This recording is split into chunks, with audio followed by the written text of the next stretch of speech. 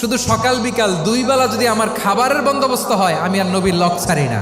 আমার আনসার সাহাবারা ক্ষেত খামারের কাজ করতো, আমার মুহাজির সাহাবারা ব্যবসা করতো, আর আমি নবীর সাথে সাথে থাকতাম। 5374টা হাদিস তিনি বর্ণনা করেছেন। সবচেয়ে বেশি হাদিস বর্ণনাকারী সাহাবী আবু হুরায়রা রাদিয়াল্লাহু তাআলা আনহু। বিড়ালের বাবা কি করতেন? খালি হাদিস মুখস্থ করতেন।